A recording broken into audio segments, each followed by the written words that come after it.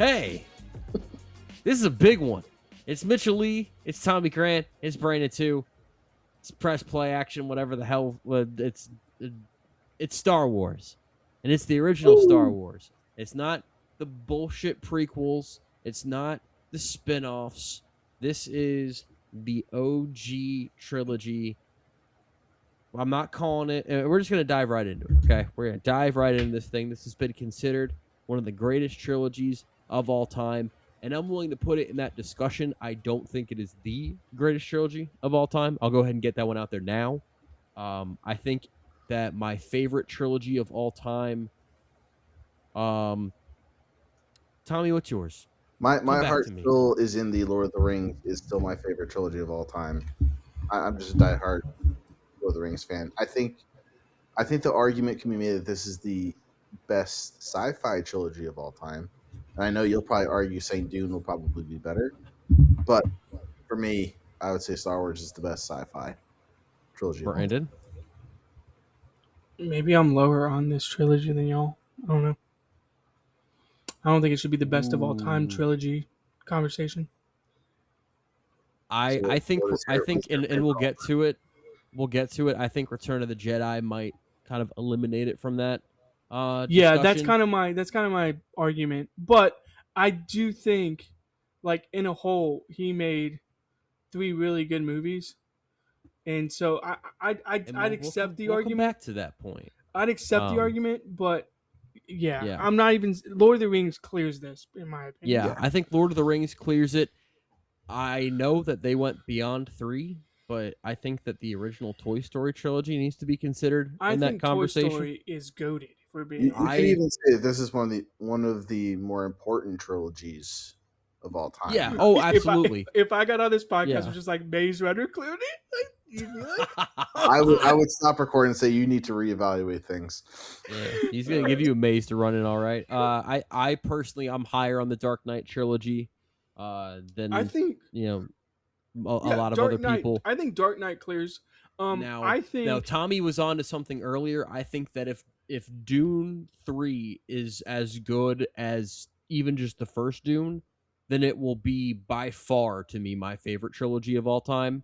Yeah. I think that the odds are in its favor to do that. I don't think it's going to clear Lord of the Rings for me, but it's going to get close depending on what 3 is. See, I would have it. That's the GOAT to me. I will die. No, I'm with you. I think that is the GOAT, but I've got the first. I mean, I think Dune 2 is better than any of the Lord of the Rings movies. I know this isn't a trilogy, but sneaky Hunger Games, for the most part, was pretty. If they were all at the same level of catching fire, then I think that you'd be able to have that conversation. But they're not. Fair enough. Yeah, I mean it's tough. Franchises either burn themselves out or. Well, there's a reason this franchise has lasted as long as it has, and it's not because it's about galactic wars in space, but this trilogy is good. I'm not saying that. So yeah, we can get into it. Well, let's dive right into it with the. I am not going to call it A New Hope. This movie is just called Star Wars. It was released in 1977. It was called Star Wars. Mm-hmm. So it was not called Episode 4 A New Hope until years later. I think it was in the either the late 80s. I do like the title, though. There is a New Hope with the Jedi. Subtitle of New Hope was added in the 1981 re-release. Yeah, I kind of like A New Hope. I don't. I just call it Star Wars because that's fine. What it's called. This one, written and directed by George Lucas. I know you said his trilogy. We will get back to that later because that is not the case for all of these movies. But this one was written and directed by George Lucas. He had just come out with he had THX 1138, which was a sci-fi movie that was a big hit critically in 1971, and then he had American Graffiti in 1973. Yep. Need to see both of those movies. I've heard really great things about both of them, but this one really made George Lucas a household name. Stars Mark Hamill, Carrie Fisher, Harrison Ford, Alec Guinness, and it was released May 25th, 1977. Fun fact, we are going to be getting next year the 50th anniversary re-release, and for the first time in decades, we're going to be able to see the original cut of this movie, because we've only been able to see the special edition re-release that came out in the 90s that George Lucas did. You'll notice that in this movie we get Jabba the Hutt. Jabba the Hutt was not in the original Star Wars. We get the whole controversy about Han shot first, because in the original Star Wars he did, and in the special edition that you're able to see on DVDs or on Disney Plus, that's what you're going to see. You're going to see the special edition re-release for the first time in like 30 years or so. We're going to be able to see the original cut of the movie. So look forward to that next year. Had a budget of $11 million. This made $775 million in the year of our Lord, absurd. 1977, mind you. This was a hit, good year unlike, for the Lord. No, I'm just kidding. yeah, a good year for people that liked science fiction movies, because wow, this was a hit unlike anything that people had ever seen.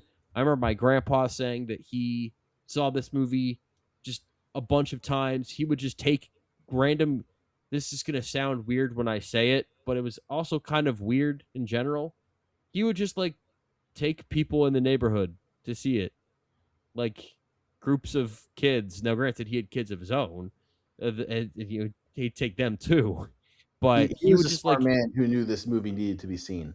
Exactly, yeah. So I think my grandpa had a lot to do with the financial success that this movie had. He got like 100 people to see this movie. Sick. Well, honestly, that might be 20th lowballing. Century Fox for allowing that to happen, because I don't remember how many studios, but I know this was a movie that George Lucas just struggled to get anyone to even pick up the script. It sounds like Zack Snyder's Rebel Moon issues, where he's basically trying to remake Star Wars. Sorry, yeah, but yeah, it's similar issues where it's just like, you're not. I want to make this movie, and had that existed back then, I'm sure this would have ended up being a Netflix made. Yeah, that's what I was getting at. I think this would have been like a Netflix movie, and it would have got like word of mouth, like, oh crap, people need to see this. I'm glad it got picked up by 20th Century Fox by Fox, because I think, I just think seeing this in theaters is, I wish I had seen this in theaters. Like, this movie is, it's just an experience. If we're getting to it, but there's I mean, if you don't know the plot of Star Wars, I really want to know what rock you've been living under. I'm very curious. If you don't, and you know what? They were just born this week, so congratulations on being alive. You really came in at a rough time, but. So I do kind of feel bad, but it's about Luke Skywalker and the Rebels, and they're trying to take down the Death Star and Darth Vader. And Luke's learning about the Force, and he comes across characters like Han Solo and Chewbacca, and it's a very straightforward, simplistic sci-fi movie, but it also introduces a lot of lore that would be built on for decades to come, and it's an awesome movie. It's books and TV shows that Mitchell refuses to take his canon. Books and TV shows and things that I've heard are great and will just never watch. That other people seem to really love and be a fan of and can't stop talking to me about, but I still won't watch them. But it's also a 2-hour movie. So a lot of Star Wars movies that we've had after this have been a lot longer. This is straightforward to the point where I think that this movie was done much better. About 40 years later with The Force Awakens, which we'll see next week, and about 45 years later with Top Gun Maverick. Because Top Gun Maverick, also the climax of that movie, is very similar to the whole Death Star thing. So this movie's parts have been sold off and made into some incredibly good movies as well. This is also a tough movie to talk about, because it's like, how the hell do you talk about Star Wars? That's like talking about the dictionary.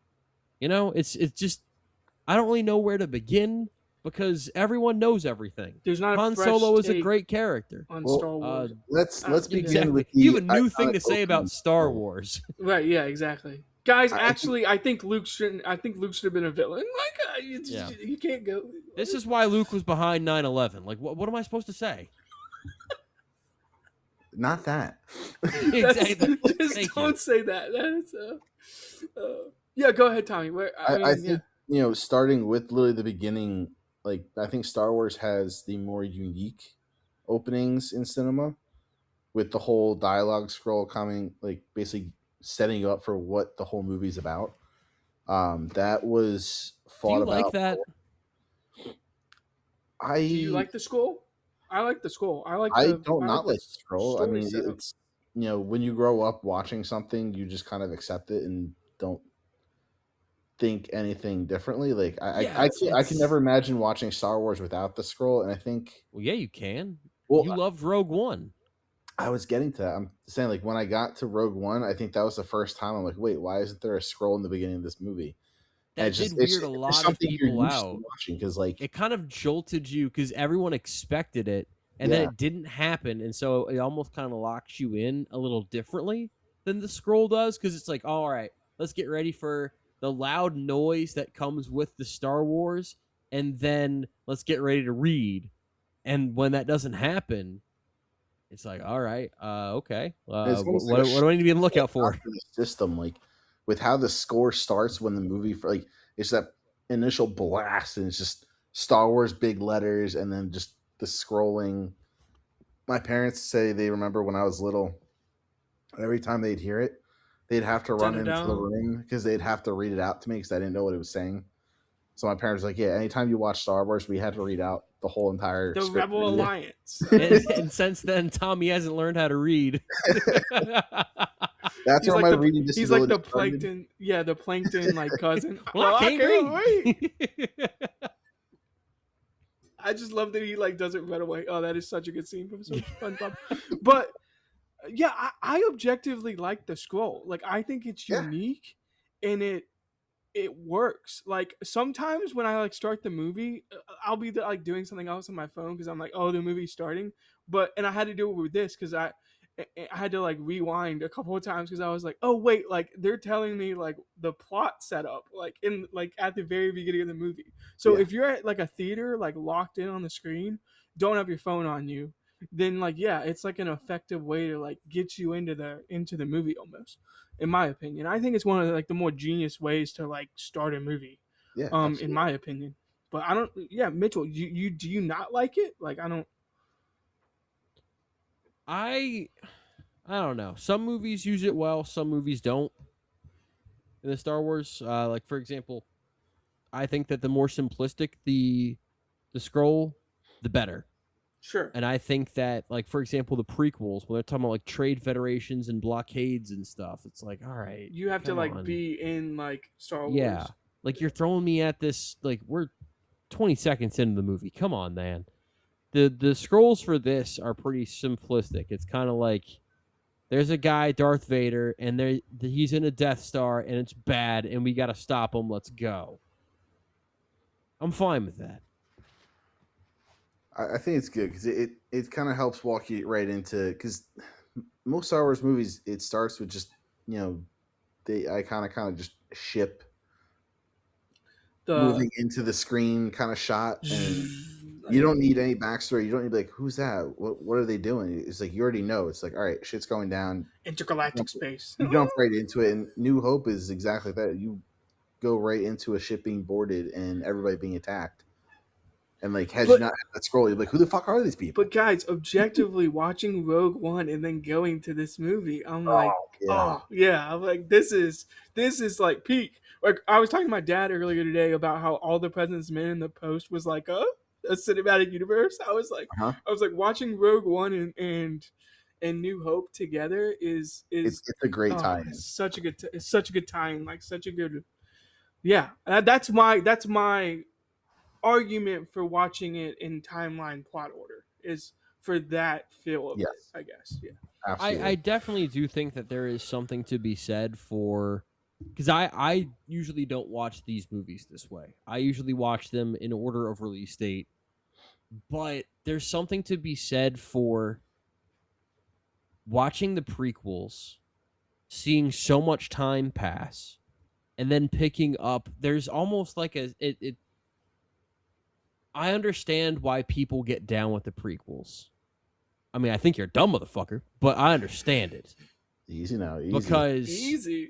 Rein it in, bitch. Because everything fits into place so well with the original movies. With that and everything that isn't Yoda, I'll say that much. But Rogue One, I mean, the way that Rogue One leaves off, you just go right into this, and it's perfect. But let's talk about what I think is really the most important thing about this movie, and that is the chemistry between your leads. You got Mark Hamill, you got Carrie Fisher, you got Harrison Ford, and if they don't work, the movie doesn't work. Because they even had some doubts about, the world that was being set up, and it just kind of seems like now we know everything, and every single term in this movie has, like, if you're not familiar with Wikipedia, it's basically like Star Wars Wikipedia. Everything that has ever been mentioned has like a 48-page, description and lore and everything behind it now. Deep in Star Wars, This exactly. But is why the lightsaber colors are the way they are. It's like, heck yeah. Which is why it was stupid when Mace Windu's just like, I want purple. Okay, but then it made sense because it's a blend of blue and red. That's stupid. Why would he have a blend of blue and red? Why would the Jedi be like, yeah, you can have some dark side in you? Because Mitchell, he has dark side and light side in him. Yeah. Yeah. Had you watched and read all the other backstory material, you would understand this. Yeah, and I'm not going to. But it's funny. Guys, it's objectively funny.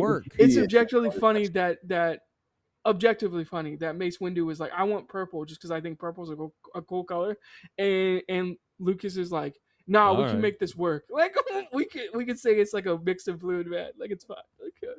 Like, now you say iconic cast, and I agree with you. If you don't have that trio working well, this movie doesn't have any success. Do you know who was originally intended for these roles? Oh, I've never heard these alternate. Let's go with fucking Brad Pitt and Rob Redford. Way before that time, bro. Come on, Robert that Redford. Was the joke. Robert Redford. That actually would be a good one, but he's not on the short list of names I have. Okay. Jack Nicholson, Luke Skywalker. The top names, I'm only familiar with one of them, but Kurt Russell, okay, William Catt, Charles Martin Smith, and Robbie Benson. I don't know who those guys are. I only know Kurt Russell. Yeah. Han Solo has more notable names. You have Al Pacino was originally the one who's offered the role. Hooah! But again, to your point, Mitchell, he turned down the role because he didn't understand the script. And I feel like that's probably what happened with a lot of these roles. He was like, "Excuse me, this is a weird movie." He's like, "What does Harrison Ford do?" Yeah, it's Nick Nolte, who I'm not familiar with. Christopher Walken. Nick Nolte. I can't imagine. I can't imagine this gravelly ass playing Han Solo. That's Nick Nolte for you. And then Christopher Walken, Sylvester Stallone, and Burt Reynolds. What the fuck? No, I know. That Burt cannot Reynolds, be. No. Burt Reynolds would have been. Sylvester Stallone was a nobody at the time, so I doubt that. Those were names. Rocky hadn't even come out yet. Well, those were names of people that were either. I almost didn't want them to cast a star, if you know what I mean. Like, I wanted that with the sequel series. So you wanted that when they were casting the movie back in 1975. You were like, "Don't cast him." I'm just saying, you didn't. Maybe that's why Redford wasn't like. Now I'm trying to remember Redford's career, but maybe that's why he's not thought of. Watch Jeremiah Johnson, and then but Burt Reynolds would have been objectively an interesting casting. I mean, just thinking of seeing Kurt Russell and Christopher Walken, Stallone. Kurt Russell with Pacino or Reynolds. I had a tough enough time with Christopher Walken in Dune. Pacino with Walken would have been nuts. That would have been really interesting to see. And then for Leia, we had Jodie Foster was the most notable name I know of. She apparently declined due to a She was contract with pretty Disney. So I'm young. not sure what movie she had. Of course, Disney. Disney. Yeah. Of course, Disney then bought Star Wars. Yeah, right. And then Amy Irving, Terry Nunn, and Cindy Williams. But I'm not familiar with them either. Yeah. And then for Vader, we had, instead of James Earl Jones, we could have had Christopher Lee. Okay. That would have been really interesting. Like, he's got a very iconic villain voice. I think obviously, James Earl we Jones see is him obviously later the with perfect. the prequel trilogy, but that would have been really cool to see. But those were the alternate casts that were originally considered or try out or offered the role. But of course, we ended up with Hamill, Ford, and Carey being the iconic trio. And honestly, I can't see it any other way. Yeah, this movie just kind of works. It's simplistic, but you buy the relationship between these characters. You root for Obi-Wan, and you just... It's a very likable movie. It's not too complex. It's a fun watch. It's a quick 2 hours. Goes by very fast. I don't know. There's not... This is just a movie that is so straightforwardly good that I don't have much to say about it. Yeah, no, I mean, it's everybody knows the movie, everybody knows the story. I think one of the more fun characters to watch was C-3PO in this movie. Just this quirky little. There's some good lines. Following around. There's some good lines. I always enjoyed the 3PO R2D2 sass with each other. Yeah, throughout the entire series. I do too. Oh, of course you did this to me. I don't know who that's supposed to sound Sorry, like. I don't know how to make it sound like CP3PO. Hi, I'm C-3PO. What? I'm not good. And then, of course, we can't C-3PO. overlook the iconic score by John Williams. I mean, yeah, that's a score that's well known anywhere. Like you hear the score and it's just. I think once you hear the opening theme, you're like, oh, this is Star Wars. Yes. Like it just, yeah. And I can never not feel nostalgic when I hear it. Just Star Wars was one of those, like, I would say, if movies that defined my childhood, it was Star Wars and like any 90s Disney movie, like Lion King, Toy Story. Those are like the only movies I really watch. So anytime I hear that Star Wars score, I just instantly go to childhood. Mm-hmm. Which is why I will always defend these movies, regardless of how bad they are. I still enjoy watching them. All right, so what you grading? This one I gave an A minus 80. A minus. Why? Okay, why not higher? It's just simple. It's nothing. I don't know. This was straightforward plot. This was always the slowest. This was always the slowest movie for me. I do not agree with that at all. I don't know why. I don't know. I kind of see where he's coming from, but I don't agree with it. Not in a bad way. It was just always kind of, for me, just watching it. It always kind of was a bit of a slower paced movie. This is nuts. Am I going to be higher on the original trilogy than you, the Star Wars fan? For this movie, possibly. The other now I want to hear your grade. What's your grade? My grade, I have this. an A 93.02. This is very close to being an A+ movie for me. It is just so enjoyable and well paced, and the sequences are fun. The characters are fun. I think it's an incredibly rewatchable movie. All right, so not much more to it than that. Before we get to Brandon's score, what was each of your favorite scene of this movie? Oh, my favorite scene of this movie? Yeah. I'm probably going to go with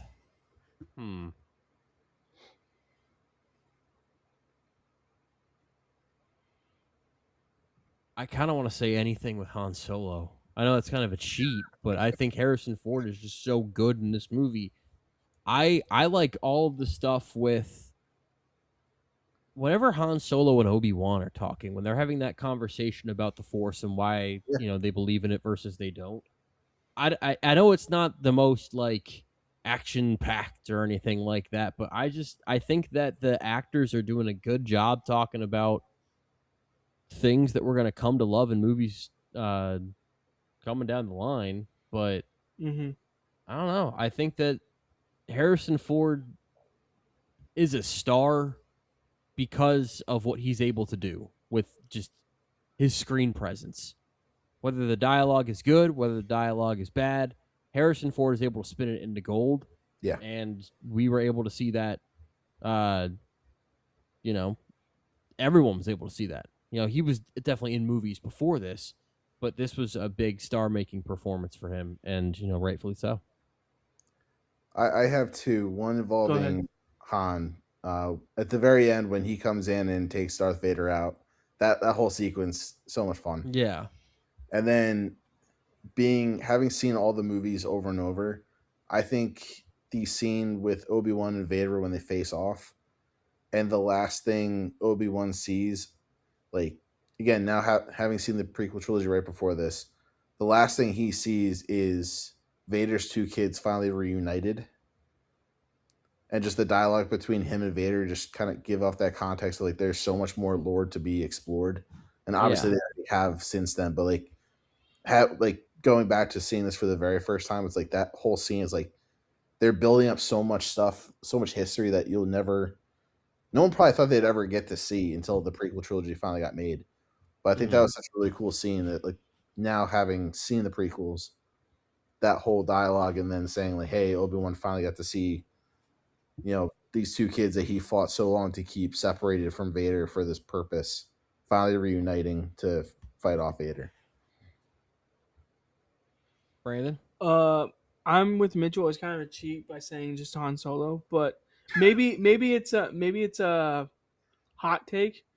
I think him and Jabba the Hutt is like a really good scene, and then the scene right before that in the cantina is also very electric scene where and you get the iconic can just feel it.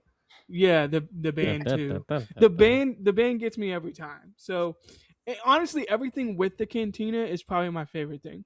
Yeah, like the hookah smoking, the I don't like you, the okay, that's cool, and then he's like, no, I really don't like you. Yeah, we're gonna have a problem here, and it's like, what?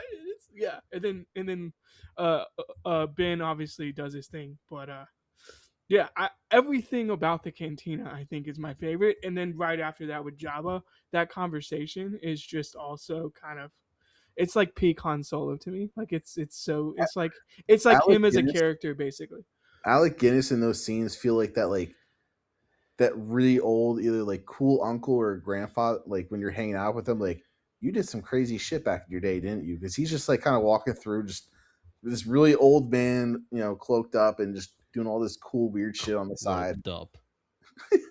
He's like, okay, all what about cloaked no up? one else is dressed like that. So he's isn't got it like what about like 25%? And he's like, yeah, you're pushing it. It's 50. It's like, okay. Grade it. Oh, sorry. A 35.5. Okay. I am by far the highest one on this movie. Yeah, Let's go. It's really. I see where Tommy's coming from. I don't think it's slow. I just think the plot is so simplistic that it's almost like grading it as a standalone movie. It works. When you've seen it so many times too, it kind of. But Mitchell, you pointed it out. Han Solo is the best part, and like I feel like Han Solo isn't supposed to be like the best part of this movie. It's supposed to be like Luke or someone else personally. Yeah. But I'm fine with it. Anyway, let's talk about the best movie in the series. Okay, yeah. That being The Empire Strikes Back. They did a lot of striking there. Hey, Brandon, listen to this. This was directed by Irvin Kershner, written by Lee Brackett and Lawrence Kasdan, produced by Gary Kurtz. So George Lucas was neither a director, a writer, or a producer. Was he just like overseeing it? Like I don't understand. And this should have been the biggest flag when they made the prequels to say, "Hey, George, take a step back." Yeah, they let give us what you want us to make, but step back. We got Lucas Unchained in the prequels. And So I have a question. Did he have everything fleshed out, or was it supposed to be this one standalone thing? And then he was like, "Oh crap, they're asking me to make more." I don't can't know. remember. I believe He had to have backstory and he like had always lore. had the original trilogy set up, but I think he had more written or more planned. He just didn't know how he was going to go about doing it, and that eventually got made into the prequel trilogy. Okay, this Uh, feels like a Dune situation where Frank Herbert wrote like 6 or 7 books, and then his son was like, "Man, I can create all this lore for this. Let me just write 35 more books." And it's yeah, okay. I know he had the concept of like the Clone Wars and kind of the backstory of Vader Right. loosely fleshed out. Okay, that's my biggest like thing is like, did he actually have a backstory here, or is it Yeah, just like but as to how much specifics he had, I don't know. I'm sure like there's so many documentaries on these movies and like how they were made and what was done and how much George basically put his life into these movies. That I'm sure they have somewhere where what was actually fleshed out at this point. But this either movie way, was this movie was released May 21st, 1980. It had a budget of $30 million. And it made $550 million. So once again, a big hit. Every movie in this original trilogy, by the way, was the highest grossing movie the year that it came out, and by a pretty significant margin. and This I want to jump in real quick with the budget. You say that's the budget, but that was actually a movie. George Lucas financed this whole movie himself, purely off of doesn't the surprise profits me. from the first movie. Yeah, well, of course. So That's why George Lucas is a very, very rich man. Star Wars has made this man so much money. So yeah, that how isn't do we feel about necessarily. people calling it a Dune ripoff? I don't. I don't know I've about never that. heard that, nor would I. I've heard people maybe say that about the first one. Well, it's just he But took a lot of concepts from Frank Herbert stuff, like the yeah, mind control stuff is like very much part of Dune. yeah, Like no, it's It's hard very. to deny it because I mean, the intergalactic wars. I mean, yeah. sci-fi and cinema was not big at this point. I mean, it was finally like this is kind of what broke out sci-fi movies, but up Uh, until that point, books, sci-fi books, you had right. thousands of them. So I'm sure there I was want to many be copies clear. going. I don't think George is ripping him off. I've just heard that argument. And I do think Dune does some things like character wise that is a lot better than Star Wars, but some of like the story and the plot and just the lore that Lucas was able to like make eventually, and especially with this original trilogy, Yeah, it's some of the best stuff in sci-fi. Like again, this is why this man has so much money. Like and this movie has officially been titled the greatest sci-fi movie of all time. yeah, I do not agree with that I, statement I don't agree with it either, at but all. I also don't think it's Well, I don't know about at all, I but don't I think don't it's even like think wrong, you know. I don't even If you think have that opinion. it's.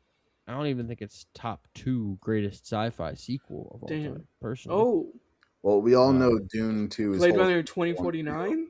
Shout out. Dune here's Dune what- Part 2. Dune Part 2 is number 1, and in my opinion, number 2 is Aliens. Okay, I Uh, thought I you were know gonna give Blade other Runner times- 2049 a shout out. I actually was like, rewatched oh, Blade shit. Runner 2049 lately, Brandon, and I don't even have that as an A+ movie, which is I know insane, Aliens but and also Terminator 2 Judgment Day are titles that are high up. Terminator 2 is very close, but I do have Judgment Empire Day. above Terminator 2. It's very close. Judgment but, terms of the general Day. consensus, Empire is the all-time sci-fi movie.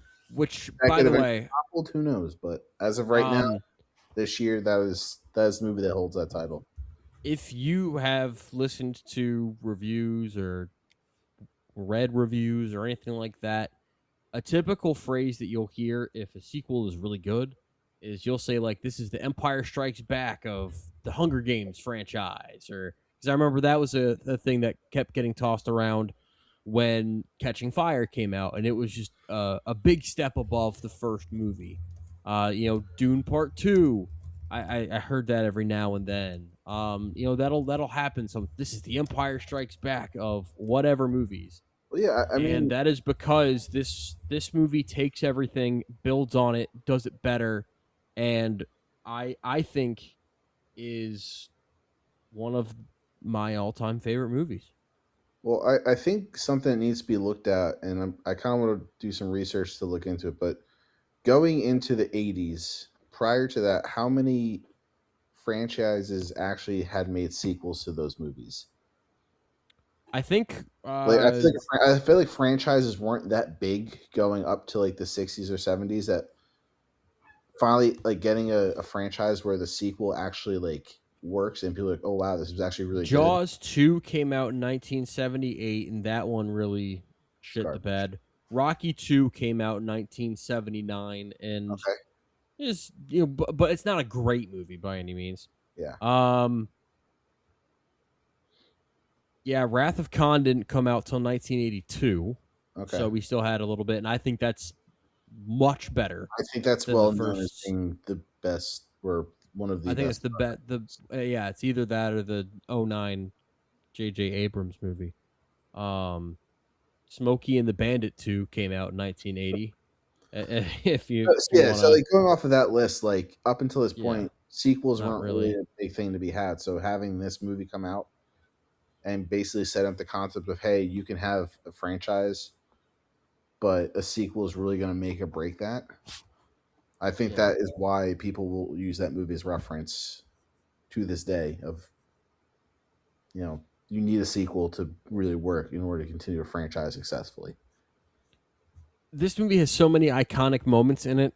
So many. I mean, you've got the Battle of Hoth, which is great. Uh, you've got everything involving Lando Calrissian. I mean, Billy D. Williams comes in and just Yeah. exudes so What much what a great charm. what a great character entry for that one. A great new addition to the franchise. You've got, I mean, everyone talks about the end of the movie, and I think that the lightsaber battle between Luke and Darth Vader escalates. See, this is what I want. I don't want the overly choreographed hip hop dance routine that Obi-Wan and Anakin were doing at the end of Revenge of the Sith. I want something with some emotional stakes behind it, but that also just feels kind of raw and not as polished. And that's what you get in this movie. And I really appreciated that about it. You have the iconic uh, I love you, I know scene between Han Solo and Leia, and their relationship uh, gets, deeper as the movie goes on as well. You have the asteroid field scene. This movie just has you have fucking Yoda, who should never use a lightsaber, and that's established in this. And Yoda could have very easily been a Jar Jar Binks level character. Tommy, we were talking about this before we went on, that those characters are similar in a lot of ways, and that they can be kind of annoying side characters, but Yoda also has a lot of wisdom. I don't think they overuse Yoda. I don't think Yoda is annoying. I've heard some people say that maybe he is. I don't agree at all with that. I think he's fantastic in this. And you have kind of the draw of Luke to the dark side versus wanting to help out his friends and continue his training. And Yep. I just think that this is storytelling done right. Simply Yes. put. And a lot of foreshadowing, and I'll talk a little bit about it in Return of the Jedi, but it's setting up a much darker tone for Luke's character and a lot of foreshadowing for what potentially could have happened to his character in the final movie. And I enjoy that because this movie definitely takes a much darker tone, and that's kind of what I think makes this movie so successful. Is you kind of have the open world, happy, kind of just fun ride along movie that The New Hope is. It's kind of like just a fun travel across space movie, whereas this is more of a shit's really getting dark, and Luke is torn between, again, saving his friends or going after training to take on his father, who obviously he learns at the end of the movie is his father.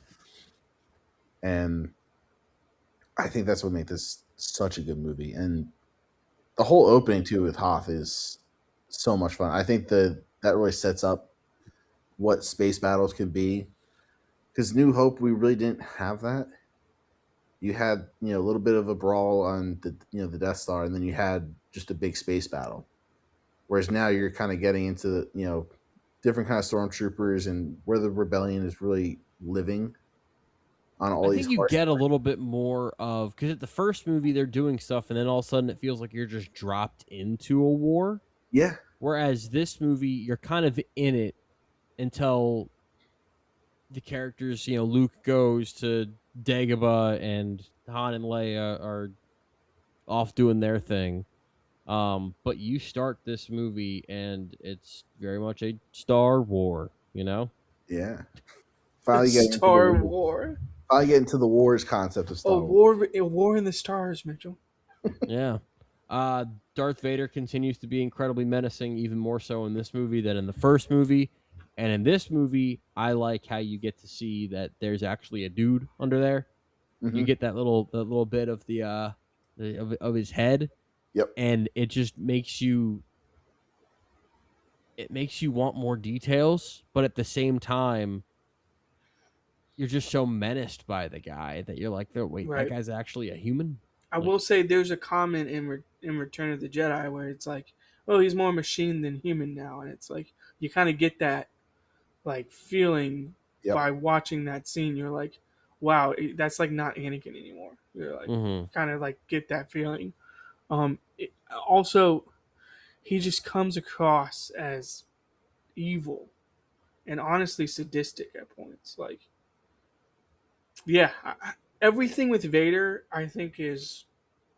And that's where it's peak, honestly. Like, it's peak villain, and that's why this movie works. I think this movie is really what sets up the argument for when people make the watch order for the Star Wars series. Because as like the timeline, because you get Return of the Jedi and Star Wars don't have too much in terms of lore, but Empire Strikes Back is where you have a lot of that myth building behind Vader as a character, and obviously the whole end scene of him being, I'm your father.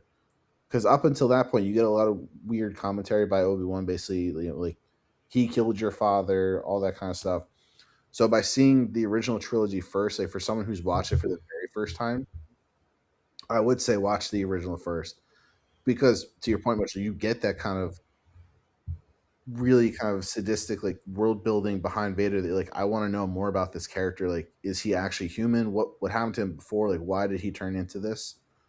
Whereas after you've seen it for the first time, I think watching chronological makes more sense because you get that build up and see that transition take place. But I think this movie is kind of what makes that argument for a lot of people, because seeing for the first time, you should see the originals first, because this movie sets up just a big Vader plotline that a lot of people, I think, take a lot of interest in. And this is another one where Han Solo is just Captain Charisma. Captain Charisma here, and it's Harrison Ford's a star. Harrison Ford is one of our most iconic actors for a reason, and Han Solo and Indiana Jones are two completely different characters that succeed because Harrison Ford is just a guy that can take even an okay script and kind of make magic with it. It's another movie that I just don't really know what all to say about it, because everyone has seen it. It's so obviously great. I think the Dagobah scenes are much better than I remembered, because I think that you really get a sense of growth and the frustration that Yoda feels with Luke is something that I really felt rewatching this, that I didn't remember quite as much the first time around. And him being like, look, I understand that you want to go and save your friends, but there's so much more at stake here. And for Yoda to have, I mean, again, the way that we watched it, I'm glad that we watched it this way, because you feel the time. You feel the time, right? Even if I'm not a big fan of those movies, You feel the time, and Yoda's been alive since like, I think he's over 1,000 years old. He was hanging out with Jesus, like he's been around for a long time, and he's like, look, I've been around for a long time. There's more at stake than this. There's a bigger, there's so much more than you could possibly understand. You gotta hang out here, man. Don't do it. I really liked I liked the conflict there. I think that Yoda is a character that could have gone so terribly wrong, and yet he doesn't. And I think it was kind of planned out for Obi-Wan and Yoda to not tell Luke about the fact that Vader was his father, and I think they were hoping he never found out, because you get that. Oh, absolutely. Because they're like Obi-Wan and them are both seeing Luke tie more to his emotions, and that's exactly what drew Anakin down to the dark side, was wanting to save his family, and introducing the concept of, hey, you're gonna have to fight and kill your father. That was definitely something they didn't want him to have to know. And I feel like that's what we get a lot with Yoda, basically saying like, no, you need to finish your training because we need you basically to be able to go in there, kill Vader, and not know the full truth. Mm-hmm. That was kind of how I always viewed it. And again, with all the foreshadowing they do with Luke in this movie, of him having that darkness in him the same way Anakin did, I think that's why they made it the way they did. Mm-hmm. But who's to say? I always thought that scene was kind of cool on Dagobah, with the whole training scene and then him going into that cave where he sees himself and Vader. That was obviously, more fleshing out what they were trying to do with that. But that was one of my favorite scenes in this movie, was that whole montage. There's a lot of great scenes in this, but that was always one I enjoyed watching. It's an all-time great. What do you grade it? This was an A+ 99. Oof. 90. Okay, so is it like your all-time favorite movie? It's up there, yeah. Oh, what do you mean it's up there? It's an A+ 99. It's I can't remember what I've graded everything. Yeah, I always kind of throw random numbers onto you, so don't take it to heart. But it's one of my favorite movies. You got to go back into the archives and start writing this shit down. I probably should, but it would Letterboxd, dude. It would be. No, he's active on Letterboxd. I know. You are the one that's Thank you. It's a bad habit. I would say, like, in terms of like my favorite, like, highest movies of all time would be this. Shawshank. This Lord of the Rings trilogy. Shawshank's up there, but it's not as high as these. But Schindler's List, if it wasn't so unrewatchable. Yeah, there's too many factors. You mumbled Tenet. That's hilarious. Well, it's when I grade movies, it's hard for me to grade as accurately as you guys do, because I do it more of, I have so many different factors I use. Some are just based on entertainment. Vibes. Like if I'm just easily entertained by the movie, I could rank it higher. Even this if is a vibes pick. It's okay. Whereas it's the first Star Wars this movie, has apparently. vibes, nostalgia, the fact that it is a great sci-fi movie, like, it has all those factors into it, which is why it's so high. And same thing with Lord of the Rings. There's some people out there that absolutely hate Lord of the Rings, and that's fine. But for me, Lord of the Rings has every factor known to man for me. Nostalgia doesn't play into my rating at all, but it is, enjoyment, rewatchability, emotional impact, that kind of thing. But nostalgia doesn't play. Because like movies like Schindler's List, yeah, phenomenal movie. Would I ever want to sit and be like, yeah, I want Schindler's List? Fuck no, because that's depressing. No, because I think that, and I mentioned this when we did the review, if you take out the whole rewatchability angle of it, I think Schindler's List is the greatest movie ever made. But it's not going to be number one on my list, or even top 4, because I am never going to watch that. I'm never going to be like, you know what, it's a rainy Saturday, and I just really want to watch Schindler's List again. No, that's not going to happen. So, but Empire Strikes Back, on the other hand, that is a movie that I would be like, you know what, put that shit on. Let's do this. I gave it an A+ 88.42. It is a Hall of Fame movie. It is easily a Hall of Fame movie, and on my list of movies, since I revamped my system in 2022. Right now, I have 1,049 movies that I have reviewed, and The Empire Strikes Back currently sits at number 11. That's respectable. Good for you. And of the 10 movies that are above it, we have reviewed 1, 2, 3, 4, 5 of them. Oh, that's because Sicario's up there, right? No. But that was another a good joke. That was a good joke. So I had a couple weird fun facts for this movie. Oh, by other Denis movie, do you mean Prisoners? Dune 2, dude. Oh, my fault. So in terms of makeup and design for some of the characters, we completely overstepped Boba Fett being introduced in this movie. I don't give a fuck about Boba Fett. He was only in for a quick scene, but he became such an iconic. I do not understand the Boba Fett people. I don't get it. No, I get it, but I don't. But yeah, he goes out like a bitch. Boba Fett's costume was originally a Darth Vader prototype, as a super stormtrooper concept that they scrapped and then created into then brought him back as a bounty hunter. Yep, that's called innovation, Mitchell. Exactly. You don't see that type of creativity. Well, in terms of innovation, also better bounty hunter than Jawa. Jawa didn't have the pistol ready. Dumbass. Yoda actually was originally a monkey wearing a mask and carrying a cane. Was the original version of Yoda. This version's so much better. Could you imagine how bad that would have looked? A fucking monkey wearing a mask and a cane. Well, it would have been Lion King, but that's fine. Yeah, I don't know. They probably brought it to Lion King later. They were like, "Hey guys, here's how." And then for the Emperor, in the first versions of the movie, which I guess Mitchell we might be getting soon, the first version of the Emperor hologram was a chimpanzee's eyes combined with an actress wearing makeup. So I'm kind of interested to see how they made that look on screen. Yeah, I've never seen that, so I would be interested to see how that scene plays out. And then there's Mark Hamill. There's a lot of controversy with him where he was in a bad car accident in between New Hope and Empire where he has a big scar in his face. And they didn't know what to do with it. You could have wrote that in the movie, though. Come on. Well, they did. So that they had him getting that scar when he was in the Wampa Cave. Yeah. So that's kind of why they had him look more fucked up after that, was because of that scene. Totally makes sense.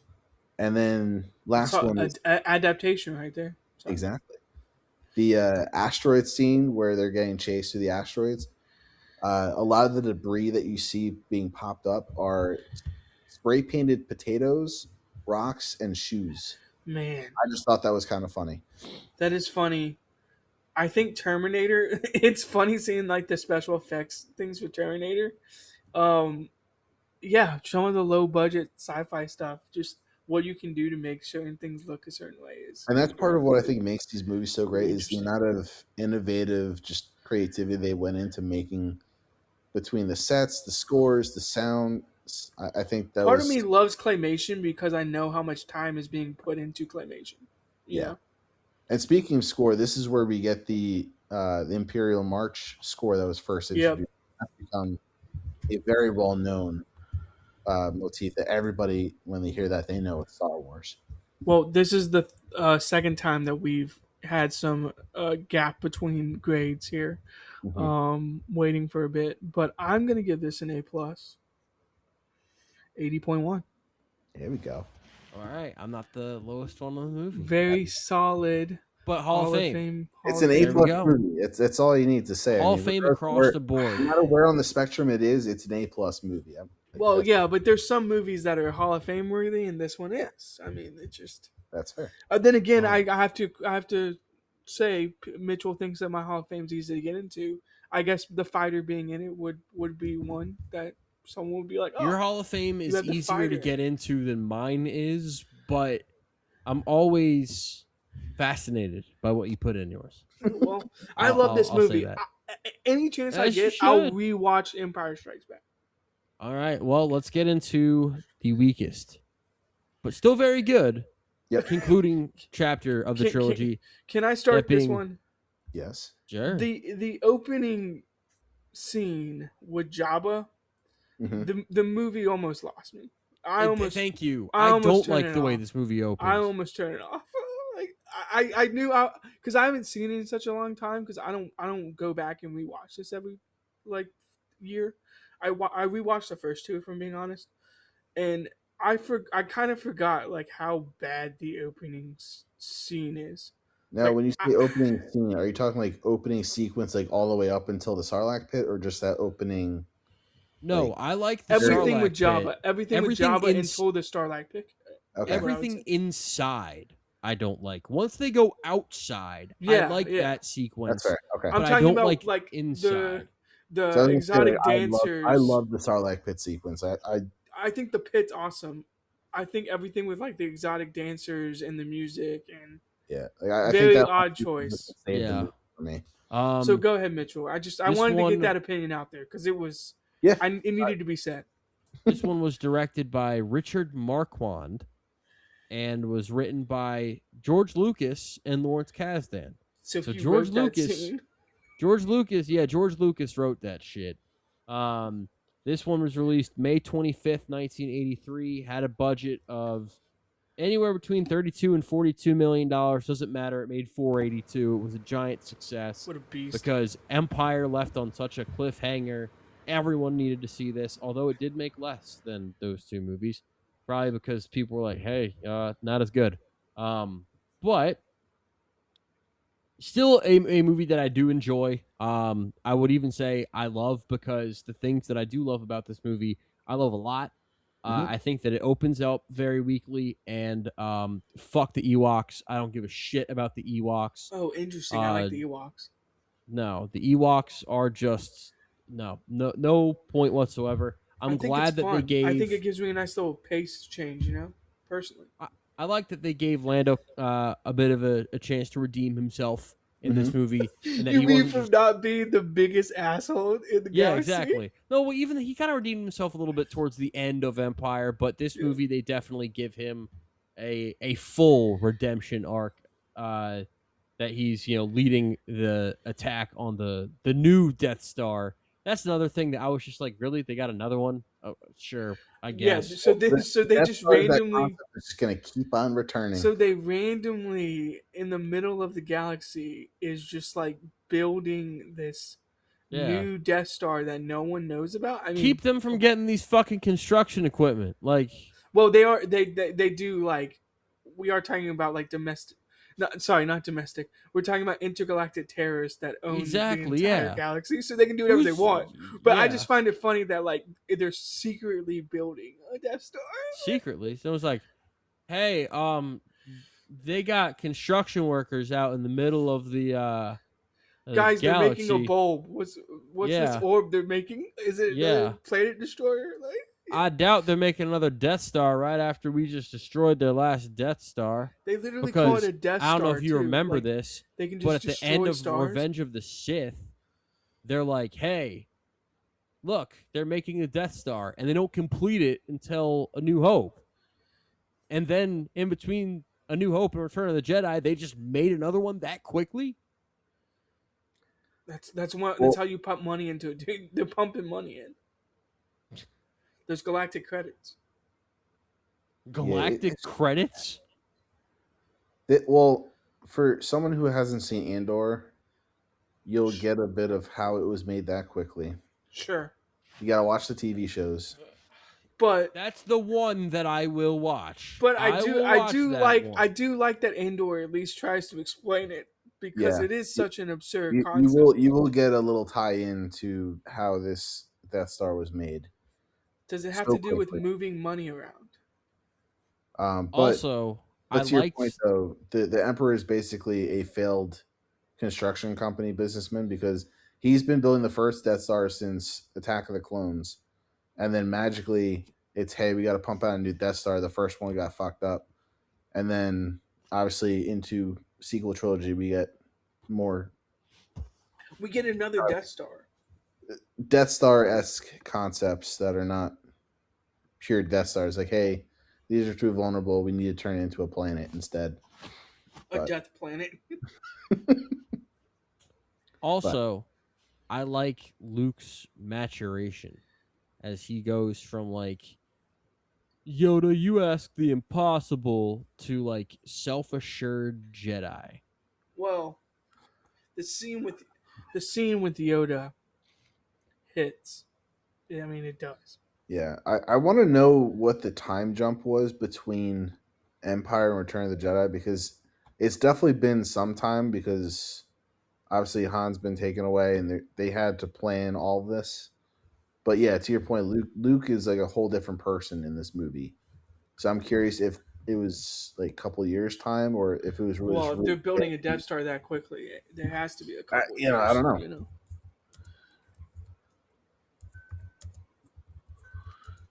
We also get our first extended look at the Emperor in this.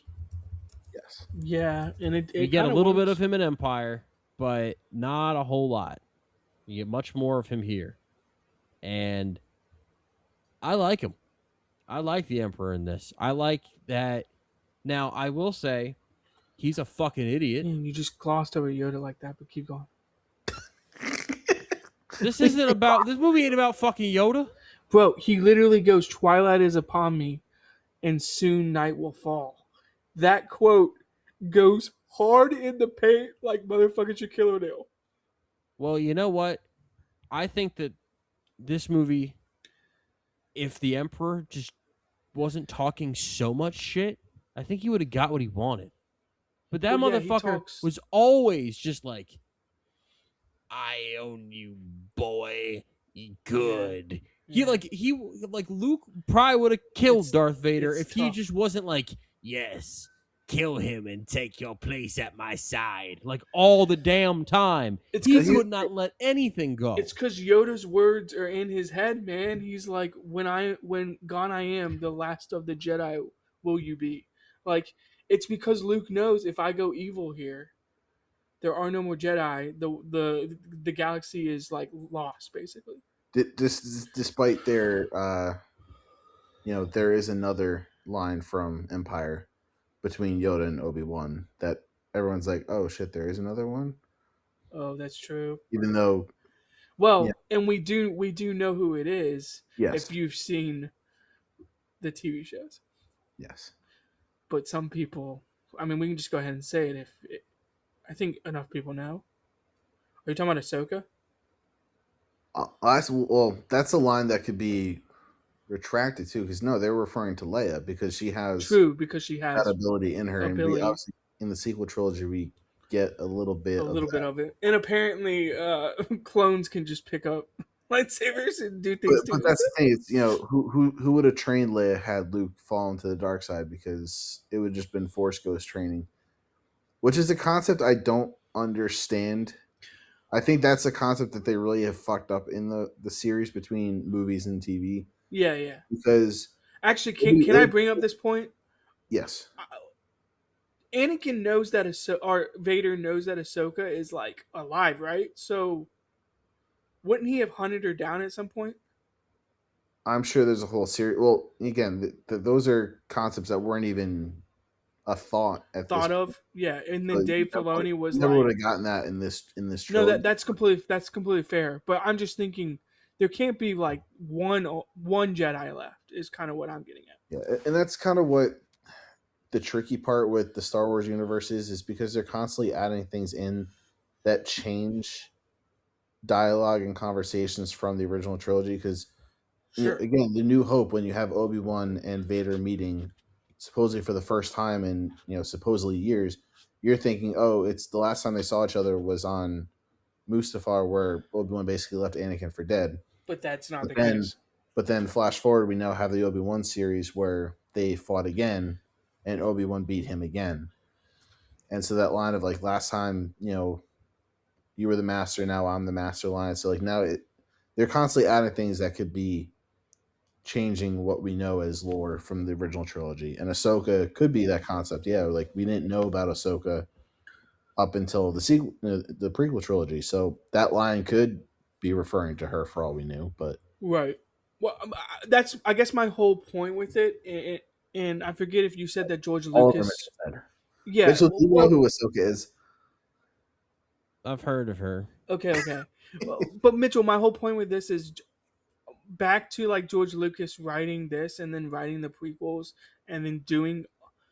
Let's just objectively say doing too much, as we would say. I wonder if in his head he had like a concept of like Luke isn't the only Jedi.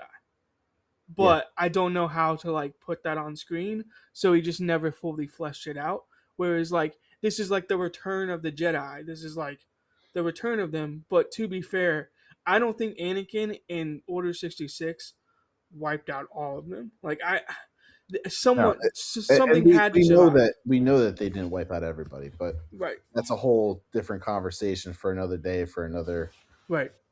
piece of material for Star Wars lore. But back to Mitchell's point about the Emperor. That's all right.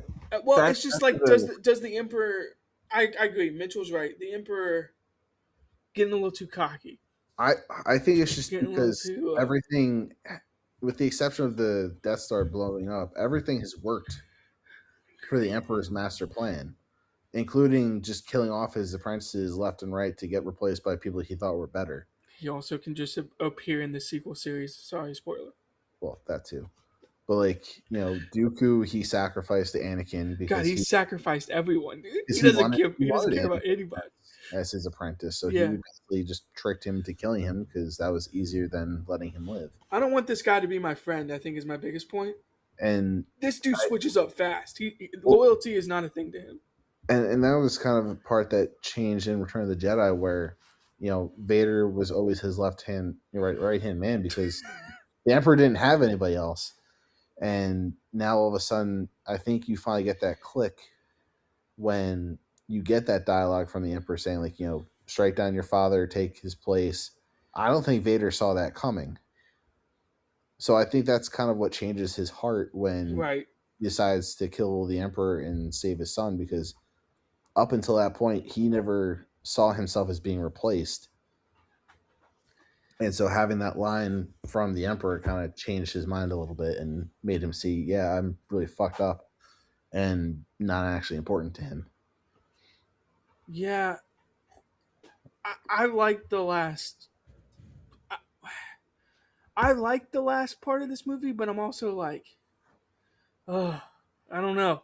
Like, it's like a weird feeling for me, What's got you all, I don't know. Well, it's just the because switch up. I think I might be with you on it. The switch up by Vader, like, see, that I didn't mind. I understood that. It was more of the going back and forth. Like, between... we have the ultimate villain, and then there's good in him. And Luke was right. There is good in him, but I don't know. I didn't even know if there was so much there was good in him as much as it was just like, fuck this dude. Fuck this dude, Well, maybe he was thinking in his head like, damn, I'm just tired of this man talking shit. He's like Obi-Wan and Yoda. He's like Obi-Wan and Yoda were right. This dude's like an idiot. This dude's just lame. Let me toss him into a reactor where he totally died. So what is your issue with? He died. Okay, well, that needs. He didn't though. He is dead. But this is Star Wars. You can bring people back, Mitchell. Fuck that. He's dead. Like Darth Maul. Darth Maul ran an entire underground crime syndicate, and people thought he was dead for years. And he did it on like some TV show, so I don't have to be aware of it. Oh my god, it's the best though. So, there were a lot of alternate endings, and that's what I was gonna say. What? I have most of them here. Do you like the ending? First off, do both of you like the ending? Yes, but I do like one of the alternates he had, because I think that would have introduced a interesting sequel trilogy with Princess Leia. Ooh, okay. So the original, and again, it something that was kind of played with and hinted at throughout Empire and Return of the Jedi was the ending. Luke turned evil, where he kills Vader and takes Vader's place and becomes the Emperor's right-hand man. That was the original concept. Kind of like the concept. Luke turned evil. Being honest. But he decided to change the ending because he wanted a more hopeful ending, which I agree, that would have made sense. But I think that would have been a cool concept, because then you could have had there's another thread line come into play and have Princess Leia become the new person that has to take down her brother. But that was the first one. Another concept was, I think, pretty well known. Han Solo was originally going to die because Harrison Ford pushed for that a lot. He wanted a more heroic ending for his character. Lucas declined that because obviously Han Solo was so popular, and he thought that killing him would hurt the sales and also hurt toy sales. Because hey, gotta have merch. And influenced by money, George. How dare you? Exactly. Another one was the Emperor was supposed to survive. An early outline had the Emperor Palpatine escaping, setting up for a future trilogy, aka somehow he returned. No. Yeah. You say no, Mitchell, but it actually kind of works in the sequel anyway. And then two more were Luke and Leia were not originally siblings, which again this kind of plays into our conversation before. Apparently, during the writing of Empire Strikes Back, Luke and Leia were not siblings yet, and they were just separate characters. Oh. And early story drafts introduced. Why change that? Early story drafts introduced a separate hidden sister living elsewhere in the galaxy. Right, another Jedi. That would have been smart. And Lucas later simplified the story by making Leia the sister. So I think this was George Lucas was trying to spin up more lore for a sequel trilogy, but I think he realized it might be too much and kind of simplified it. George. But to the writing point, I think that plays in because, again, you have the whole, Luke and Leia kissing an Empire, and everybody's always grossed out about that scene. But I think that makes sense. It's not as gross as you think if they were originally during that point not siblings or not written as siblings yet, that makes a little bit more sense. I also don't think it's like totally gross because like the characters don't know, like you know, like. And yes, it's gross, but it's like, it's fine. Like it's And the final one that I found was that Vader was originally supposed to survive, in that he went into exile after turning back to the light side and had to basically deal with the consequences of everything he's done. Again, I think that could have been a interesting plot line to explore for a sequel trilogy. But Lucas ultimately decided that Vader's redemption required sacrifice, hence him being killed in the end. So those are alternate endings for Return of the Jedi. So I gotta be honest. Kind of wanted to see Luke go evil. I know I'm rewriting Star Wars history here, but also I think another person being in the galaxy would be just a cooler concept in my opinion. So I think this ending like falls short, and that's why this movie is just not as good, in my opinion. It feels like a good conclusion, but it doesn't feel the right like it one. reaches. It doesn't. I don't even know if the right one. It just feels kind of. It falls short of the other ones, you know? Yeah. It just feels like it's. Oh, okay. And I'll give my grade. I gave this an A 34.09. A 34.09. That's not bad.